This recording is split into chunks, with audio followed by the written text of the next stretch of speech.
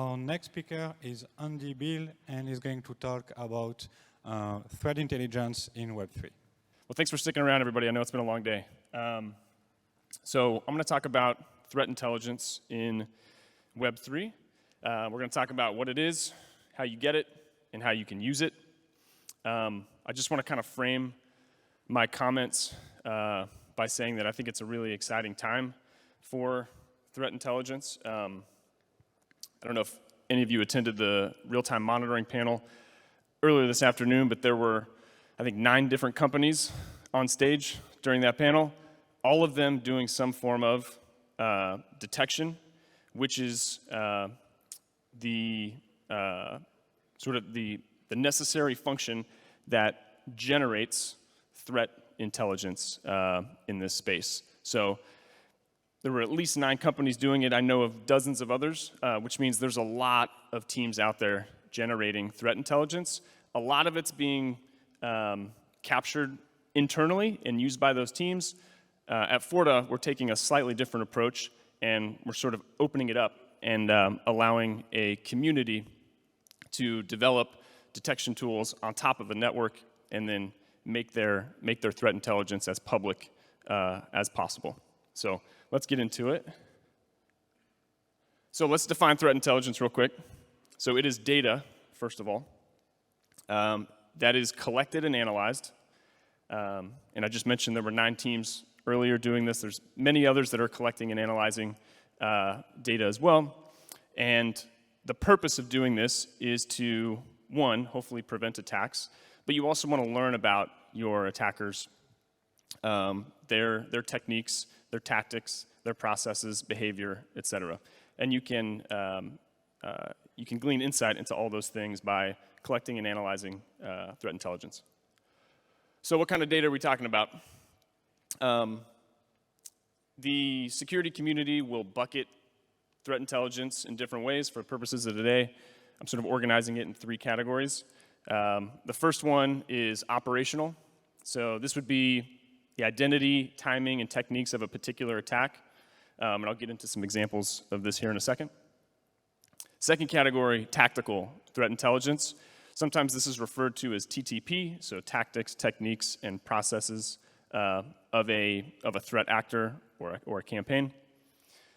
Third category, strategic threat intelligence. So this is more higher level, sort of threat landscape, trend type intel that will often inform like an executive team or board's decision about what to do with a product or an investment or things like that. Okay, so let's look at some examples. So operational threat intelligence. For purposes of the presentation, let's think about it in the context of a phishing attack. So some operational threat intelligence might be the scammer EOA that was responsible for the attack. We know this attack happened on Ethereum, so the chain ID might be relevant. The malicious URL that was used to trick the user or users. Scam technique was ice phishing, so maybe there was token approval farming that was involved. And then a timestamp. So all of this, you can glean on-chain and off-chain, and this is something that Forta is doing today. Second category, tactical.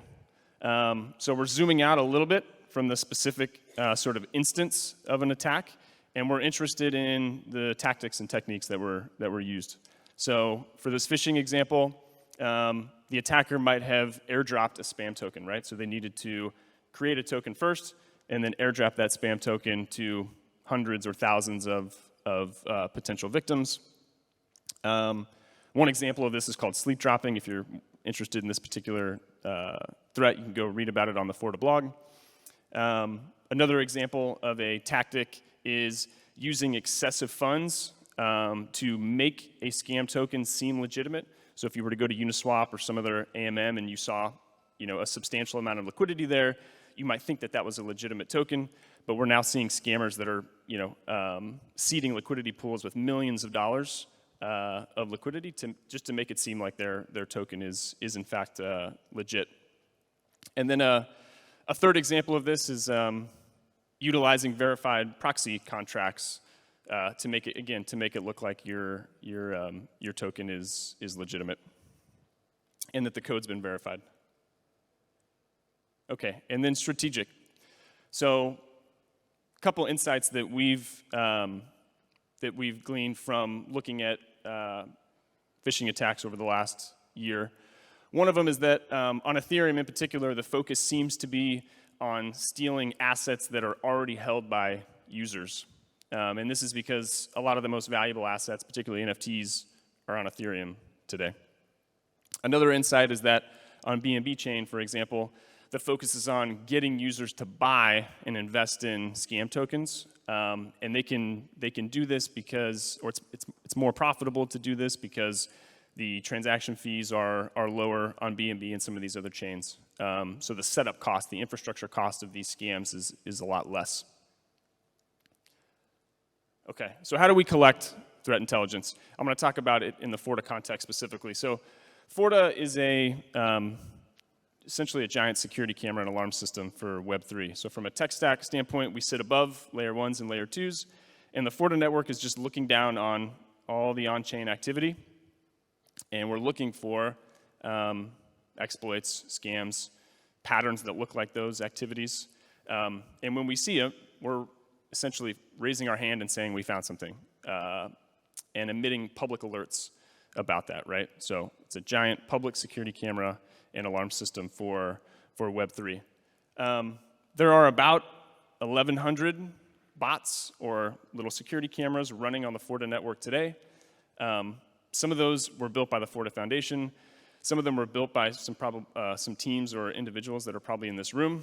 Forta is an open platform, so any developer can develop and install a little camera on the network and watch whatever they want to watch.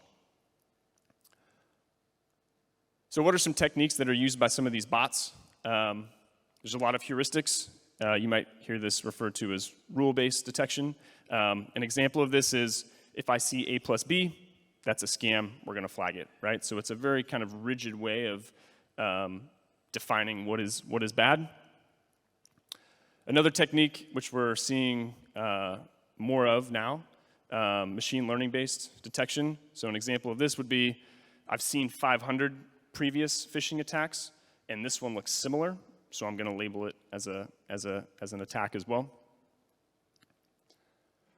Some other things that some of the developers in our community do are essentially they'll apply sort of guilt by association.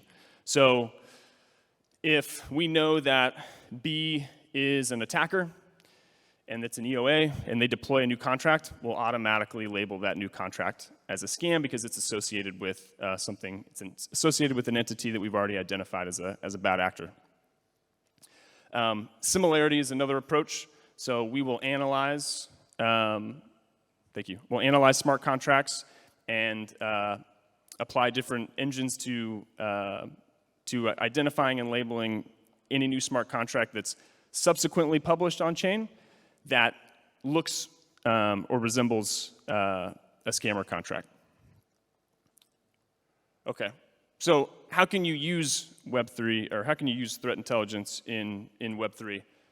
So there are a variety of uses. I'm going to start at the bottom, actually, because for the last couple years, the entities that were leveraging threat intelligence in crypto, I'm not going to say Web3, but in crypto, more Web2 crypto, were law enforcement agencies, exchanges, and AML compliance platforms, right?